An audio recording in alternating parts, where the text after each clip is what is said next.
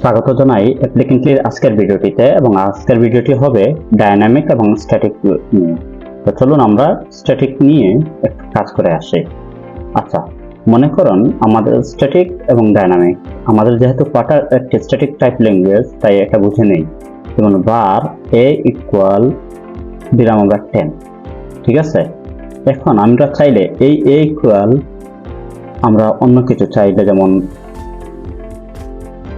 কি দিতে পারে, তাইলে আমরা আচ্ছা এর আগে আমরা এটাকে প্রিন্ট করি, প্রিন্ট এ, ঠিক আছে। আচ্ছা এইটুকু আমরা একটু হ্যাঁ, এই যে রেজাল্ট আসছে। এবার মনে করুন আমরা চাচ্ছি যে এই যে যেটা এটা আমরা নিব না।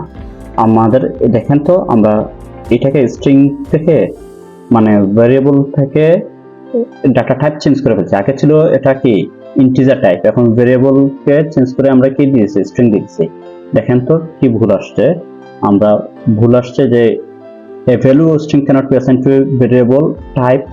আচ্ছা এটাকে একটু বড় করে যদি, তাহলে বুঝে যাবে কিভাবে বড় করে। হ্যাঁ, এটাকে করা যাবে না, কিন্তু মনে করেন আপনার একান্ত দরকার হয়েছে, তাহলে তখন কি করবেন?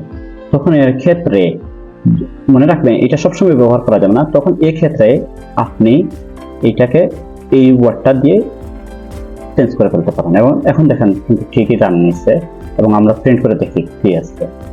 প্রিন্ট, হ্যাঁ দুইটাই প্রিন্ট করি এ, এবং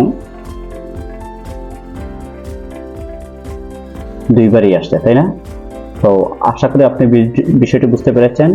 ভালো লাগলে লাইক করুন, চ্যানেলটি সাবস্ক্রাইব করুন, এবং পরবর্তী ভিডিওতে পেতে বেল বাটনটি অন করে রাখুন।